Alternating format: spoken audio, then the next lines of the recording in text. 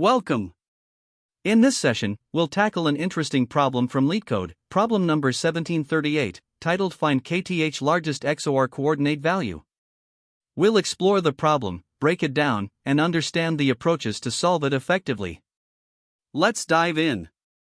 In this problem, we are working with a 2D matrix of non-negative integers called matrix, which has dimensions mxn.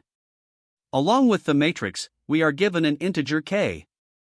The task is to compute the XOR coordinate values for specific submatrices, defined as rectangles that start from the top left corner, 0, 0, and extend to a given coordinate, I, j. The XOR coordinate value for this rectangle is calculated as the XOR of all elements within the rectangle. Once all these XOR values are computed, the goal is to return the kth largest value among them, where k is 1 indexed. This means that if k is 1, we are looking for the largest value, and if k is 2, the second largest value, and so on. The input includes the matrix itself and the integer k, while the output is simply the kth largest XOR value. The output for this problem is an integer, representing the kth largest XOR coordinate value in the matrix. Let's take a look at an example to clarify. Suppose the input matrix is 5, 2, 1, 6, and k is 1. The XOR coordinate values can be calculated as follows. For the coordinate 0, 0, the value is just the element at that position, which is 5. For 0, 1, we take the XOR of the first row up to this point, resulting in 5 XOR 2, which equals 7. For 1, 0, we compute the XOR of the first column up to this point, giving 5 XOR 1, which equals 4. For the final coordinate, 1, 1, we take the XOR of all elements in the rectangle from 0, 0 to 1, 1, which gives 5 XOR 2 XOR 1 XOR 6, resulting in 0. Now, the XOR coordinate values for all positions are 5, 7, 4, 0. Sorting these in descending order gives 7, 4, 5, 0. Since we are looking for the first largest value, the output is 7. In another example, if the input matrix is the same but k is 2, the second largest value in the sorted list, 7, 4, 5, 0, is 5, so the output in this case would be 5. Let's work through one more example to solidify this concept. Suppose the input matrix is 10, 9, 5, 2, 1, 4, and k is 4. We follow the same process of calculating XOR coordinate values. For 0, 0, the value is 10. For 0, 1, we compute 10 XOR 9, which equals 3. For 0, 2, we extend this calculation to include the next element, giving 10 XOR 9 XOR 5, which equals 6. For 1, 0, we calculate the XOR of the first column, resulting in 10 XOR 2, which equals 8. Continuing, for 1, 1, the XOR includes all elements in the rectangle from 0, 0 to 1, 1, which results in 10 XOR 9 XOR 2 XOR 1, giving 0. Lastly, for 1, 2, we compute the XOR of all elements in the full rectangle, resulting in 10 XOR 9 XOR 5 XOR 2 XOR 1 XOR 4, which equals 15. The complete set of XOR values is 10, 3, 6, 8, 0, 15. Sorting these in descending order gives 15, 10, 8, 9, 6, 3, 0. Since we are looking for the fourth largest value, the output is 9. This problem involves efficiently calculating XOR values for all rectangles defined by the top left corner of the matrix in each coordinate, I, j. Once these values are calculated, they need to be ranked in descending order, and the kth largest value is returned. The constraints ensure that while the matrix size can be large, it remains computationally feasible. However, careful optimization is necessary for larger matrices to handle the XOR calculations efficiently and avoid excessive computation or memory usage. By understanding how XOR values propagate and overlap, we can solve this problem effectively within the given constraints.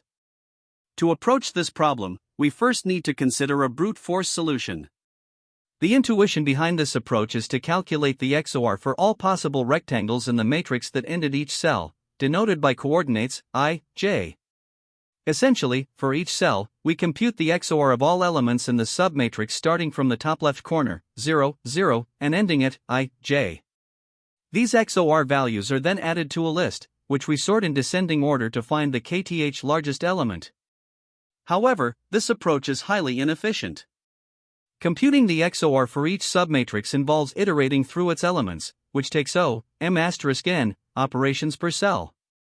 With m*n cells in total, this results in a time complexity of open parenthesis m times n close parenthesis squared. Adding the sorting step further increases the complexity to open parenthesis m times n close parenthesis squared plus m times n asterisk log m*n, making this method impractical for larger matrices. The nested loops and redundant computations are significant drawbacks of this approach, leading us to seek a more efficient solution. A more optimized approach leverages the concept of a prefix XOR matrix to compute submatrix XOR values much more efficiently. The key idea is that the prefix XOR at any cell, ij, represents the XOR of all elements in the rectangle from the top left corner, 0, 0, to that cell. Using this prefix matrix, we can calculate the XOR of any submatrix in constant time by applying the inclusion-exclusion principle. The formula for the prefix XOR at ij accounts for overlaps. It's calculated as the XOR of the current cell, minus the overlapping row and column regions, plus the region double subtracted due to both row and column overlaps. After constructing the prefix XOR matrix, we traverse it to collect all XOR values. To efficiently track the k largest values, we use a min heap of size k. Each XOR value is added to the heap, and if the heap grows beyond k elements, the smallest value is removed. The root of the heap then holds the kth largest XOR value. This approach is much faster, with a total complexity of m*n log k, making it scalable to large matrices. The use of the prefix XOR matrix avoids redundant calculations, while the heap ensures we only store the k largest values, optimizing both time and space. There are also alternative approaches worth considering. One such method involves using the quick select algorithm, which can find the kth largest element in linear time on average. While theoretically optimal, quick select is more challenging to implement here due to the dynamic nature of XOR values and the need for careful partitioning. Another simpler approach is to store all XOR values in a list, sort the list, and then return the kth largest value directly. While this avoids the complexity of a heap or quick select, sorting the entire list is less efficient for large matrices, as it takes m*n log m*n time.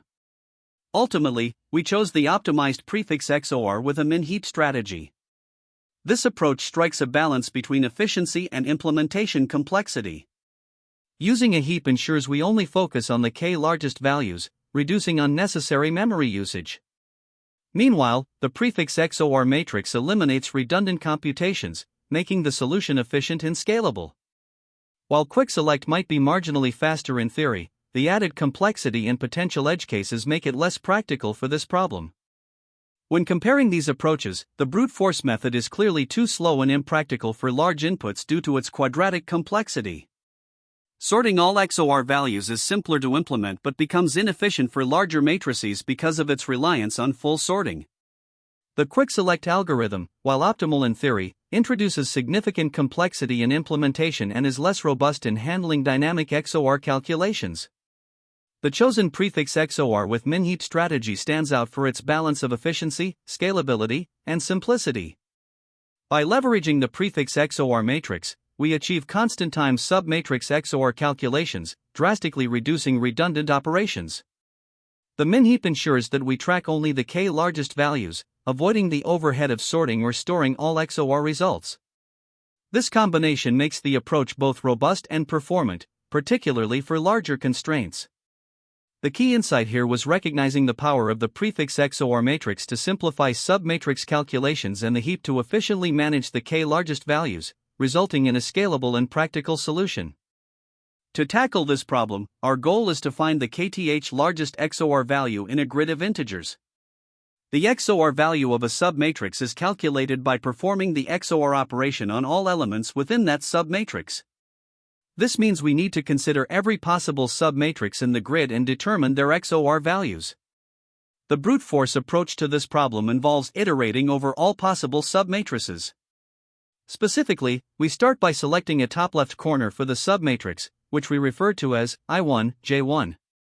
For each top left corner, we then iterate through all possible bottom right corners, labeled as I2, J2. Once a submatrix is defined by these two corners, we compute the XOR of all its elements by iterating through each row and column within this range. The resulting XOR values are stored in a list. Finally, we sort this list in descending order to retrieve the kth largest value. While this approach is straightforward, it is computationally expensive due to the repetitive calculations involved. After sorting the list of XOR values, we can directly return the kth largest value. However, this brute force approach has a time complexity of O, open parenthesis m times n close parenthesis cubed, which is impractical for larger grids. To optimize this, we use a method called prefix XOR computation. The idea here is to pre-process the grid to create a prefix XOR matrix. This matrix, called prefix, allows us to compute the XOR of any submatrix efficiently. Specifically, prefix I,J will store the XOR of all elements from the top left corner, 0, 0, to the position I,J. The computation of each prefix value uses the formula shown, which ensures that overlapping areas are only included once. For example, we add the value at matrix I, J, then subtract the contributions from rows and columns above and to the left, and finally add back the overlapping region if it exists. By pre-processing the grid into this prefix XOR matrix, we can dramatically reduce the number of operations required to calculate submatrix XOR values. Once the prefix XOR matrix is ready, we can use it to compute the XOR of any submatrix in constant time. To do this, we define the submatrix by its top left corner, I1, J1, and bottom right corner, I2, J2. Using the formula provided, we derive the XOR of this submatrix by combining the relevant prefix values while accounting for overlaps. For example, the value at prefix I2, J2 gives the XOR from 0, 0 to I2, J2, and we subtract contributions from areas outside the desired submatrix. After calculating the XOR for a submatrix, we store it in a max heap, implemented as a priority queue. The max heap automatically maintains the largest values at the top, allowing us to efficiently manage the k largest XOR values. Finally, we extract the kth largest XOR value from the heap. This approach is not only faster but also ensures we handle the problem systematically. The use of prefix XOR in a heap drastically reduces the time complexity. The primary advantage of using the prefix XOR matrix is that it eliminates redundant calculations by leveraging overlap avoidance. This optimization means that each submatrix XOR can be retrieved in constant time after pre-processing. Additionally, the use of a max heap allows us to efficiently manage the k largest XOR values without sorting the entire list of results. To summarize the data structures involved, the prefix XOR matrix is a two-dimensional array that facilitates efficient querying of submatrix XORs. The max heap, or priority queue, is used to store XOR values dynamically, ensuring that extracting the kth largest value is fast. In terms of complexity, the pre-processing step to compute the prefix XOR matrix takes n time. Iterating over all submatrices involves open parenthesis m times n close parenthesis squared operations, and maintaining the heap for k values introduces an additional k log k cost. Therefore, the overall time complexity is open parenthesis m times n close parenthesis squared plus k log k. The space complexity is dominated by the prefix matrix, which requires m*n space, and the heap, which requires k space. When implementing this algorithm, it's important to consider edge cases. For instance, in a matrix with all zeros, the XOR of any submatrix will always be 0, so the result must handle this scenario correctly. Similarly, small matrices, such as a 1x1 grid, should be processed without errors. Another edge case arises when k exceeds the total number of submatrices. In such situations, the algorithm should either return an appropriate error or handle the input gracefully. To help clarify the implementation, the pseudocode begins by computing the prefix XOR matrix. This involves iterating over each cell in the grid and applying the formula to calculate the XOR up to that point. Afterward, we iterate over all possible submatrices and compute their XOR values using the prefix matrix. These values are pushed into a heap, ensuring that we maintain only the k largest values. In the final steps of the pseudocode, we handle the XOR computation for each submatrix using the prefix matrix. By pushing the negative of each XOR value into the max heap, we can efficiently track the k largest values, as the heap property ensures that smaller values are removed when the heap grows beyond size k. Once all submatrices have been processed, the kth largest XOR value can be retrieved by popping the top element of the heap and negating it. This completes the algorithm. With this implementation, we achieve significant optimization compared to the brute force approach, enabling the solution to handle larger grids and values of k within reasonable time limits. This implementation solves the problem of finding the kth largest XOR coordinate value in a grid. First, the method initializes the dimensions of the input matrix M, rows, and N, columns. It then creates a 2D list prefix underscore XOR to store the prefix XOR values for each cell in the grid. A min heap, min underscore heap, is used to track the k largest XOR values efficiently. The algorithm iterates through each cell in the grid. For each cell, I, j, the prefix XOR value is calculated using the XOR of the current cell value, the top cell's prefix XOR, if it exists, the left cell's prefix XOR, if it exists, and subtracting the top left diagonal cell's prefix XOR, if it exists, to avoid double counting. This formula ensures that the XOR for all submatrices up to I, j, is computed correctly. After computing the XOR value, it is pushed into the min heap. If the heap size exceeds k, the smallest value is removed to maintain only the k largest values in the heap. By the end of the iteration, the smallest value in the heap is the kth largest XOR value. The computational efficiency of this approach leverages the properties of prefix XOR for constant time submatrix calculations in the min heap O, log k, operations, making this solution efficient for large grids and values of k. Here, we begin by importing the necessary packages and defining our solution class. Within the class, the method kth largest value is implemented to solve the problem. The first step is to calculate the dimensions of the input matrix, M4 rows and N4 columns. We then define a prefix XOR array to store the XOR values for each coordinate in the matrix. Additionally, we initialize a min heap using Java's priority queue to keep track of the k largest XOR values. This min heap will dynamically maintain the top k largest values. Next, we iterate through each cell in the matrix using nested loops. For each cell, I, j, we calculate the prefix XOR based on the values from the top, left, and top left cells, as well as the current matrix value. These values ensure we account for all submatrices ending at I, j.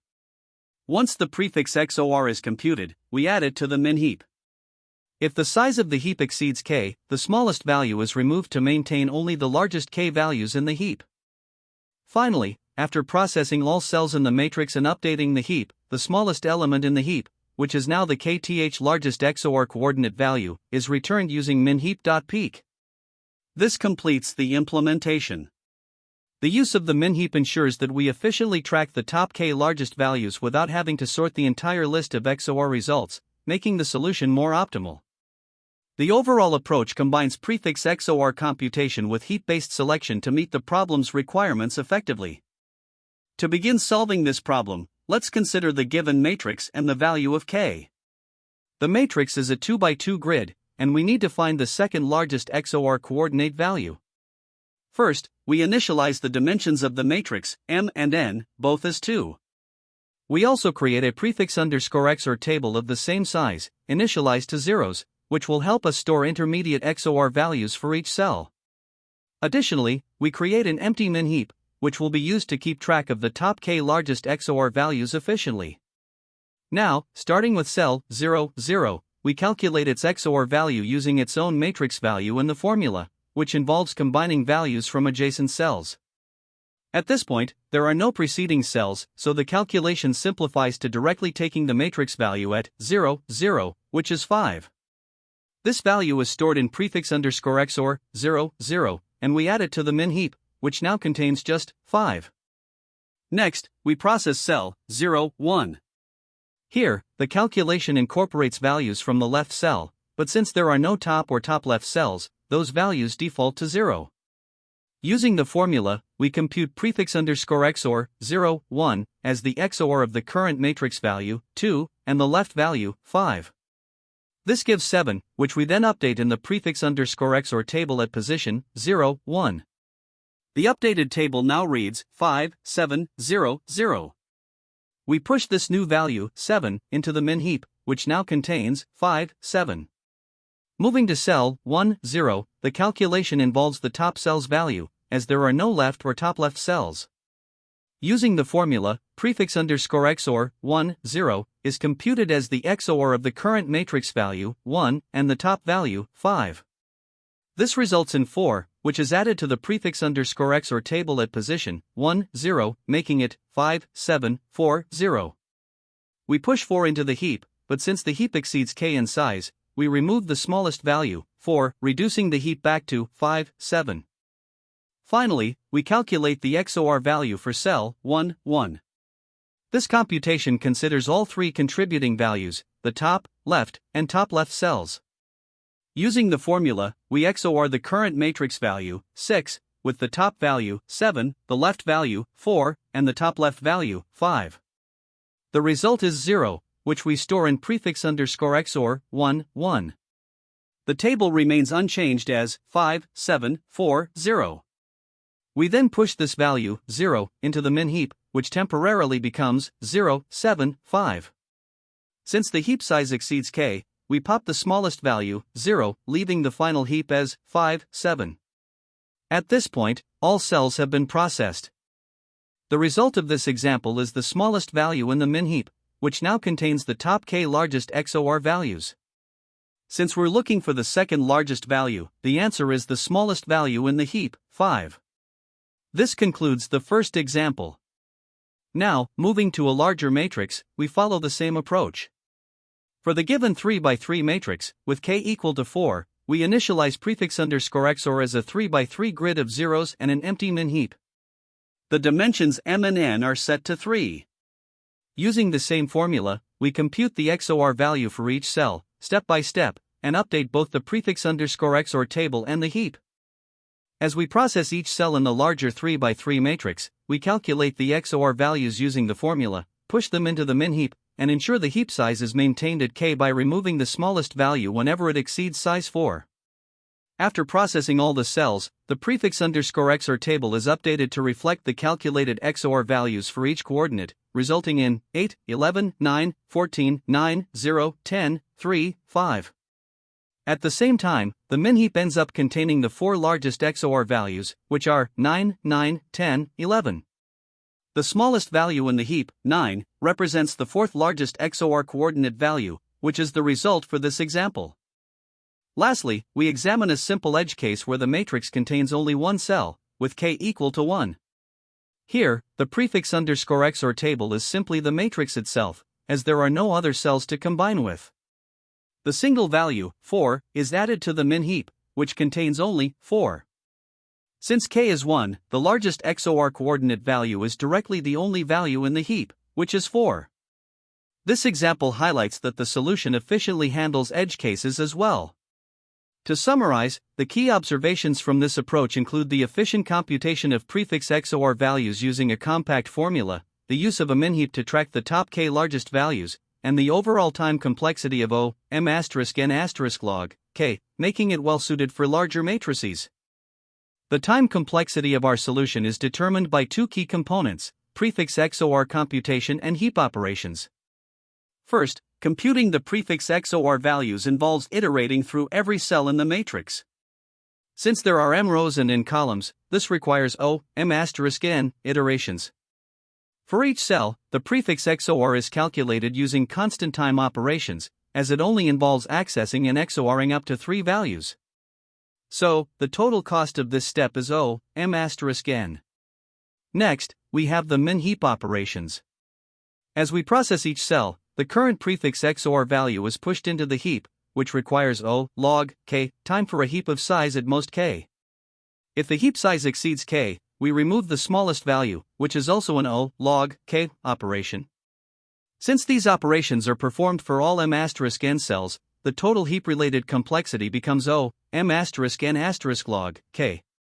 Combining these two steps gives us the overall time complexity of O, m**n log, k. When we combine the time complexity components, the prefix XOR computation contributes O, m**n and the heap operations contribute O, m*n*, log, k.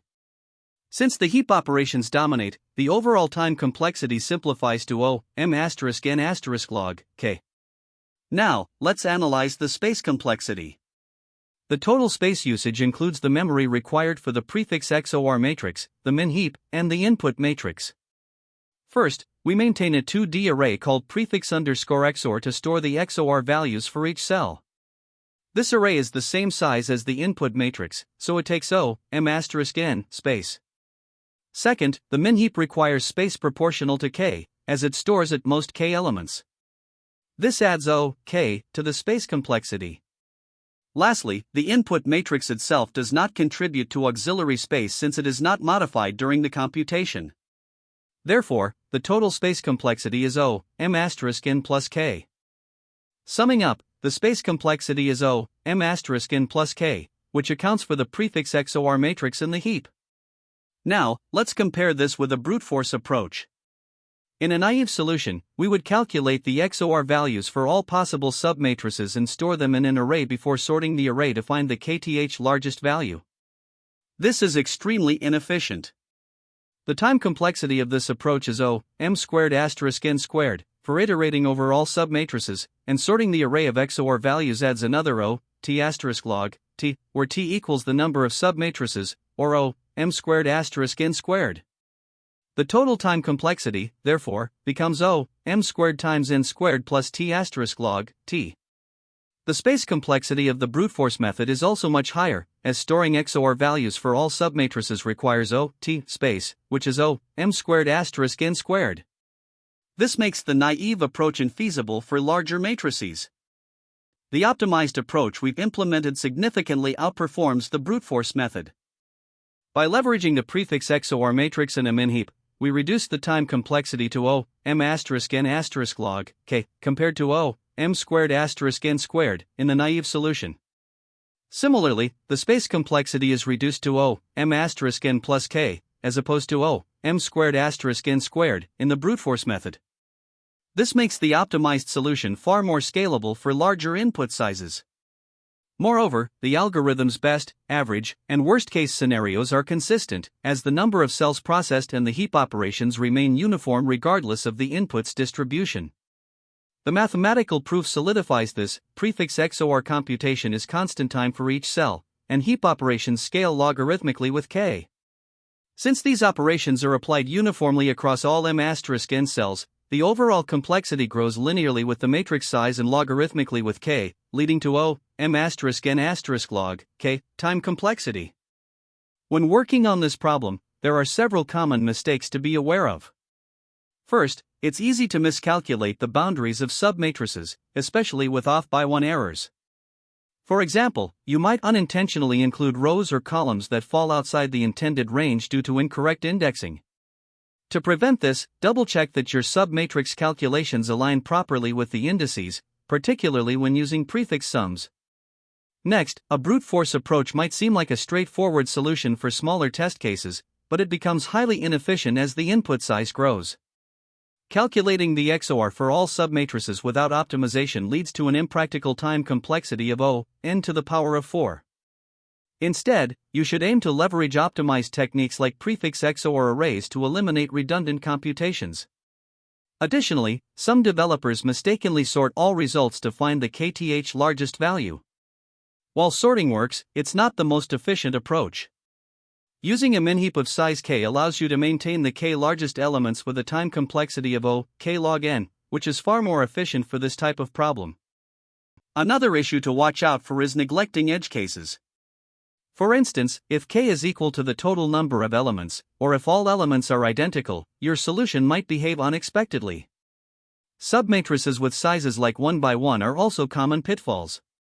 The best way to avoid errors is to rigorously test your implementation on a variety of edge cases, including small matrices, high values of k, and uniform inputs.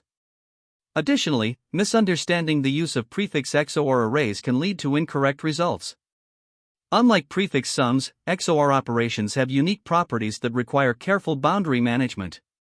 To compute the XOR of a submatrix, you need to apply the formula prefix I, j, XOR prefix I1, j, XOR prefix I, j1, XOR prefix I1, j1. This formula accounts for overlapping regions, ensuring the calculation is accurate.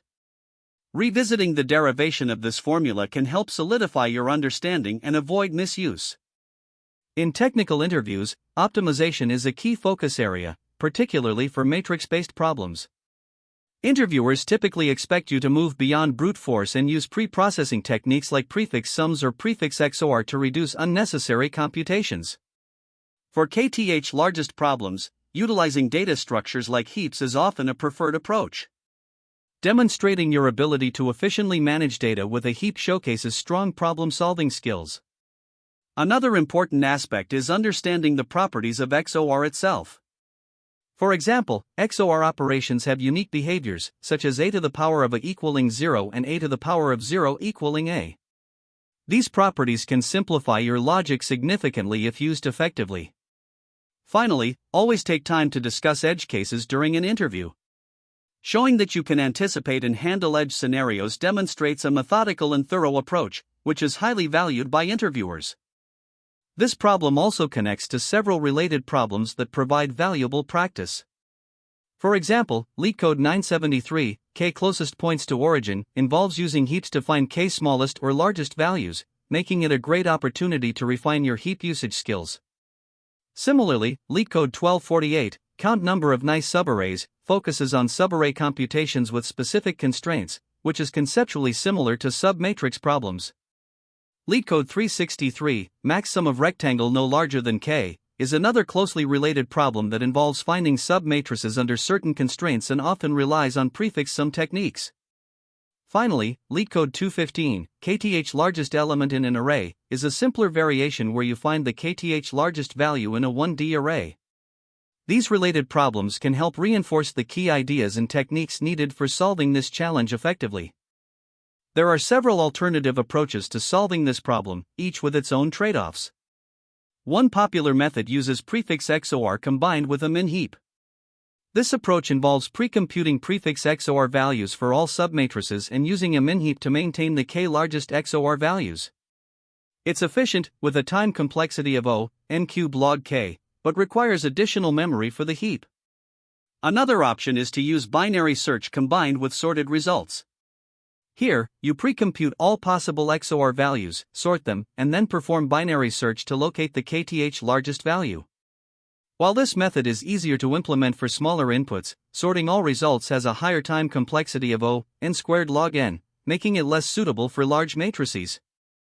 Finally, there's the divide and conquer approach, which involves breaking the matrix into smaller sections, solving for each section, and then combining the results.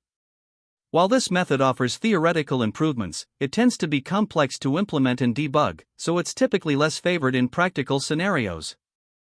Great job!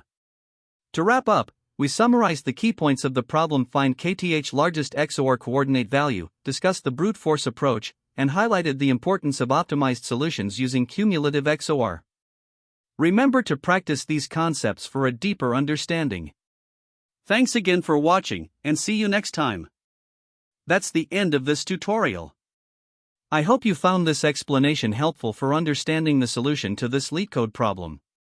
If you enjoyed this content, please consider subscribing to the channel for more coding tutorials and solutions. Feel free to leave a like if this video helped you, and don't hesitate to comment with any questions you might have. Thanks for watching, and happy coding!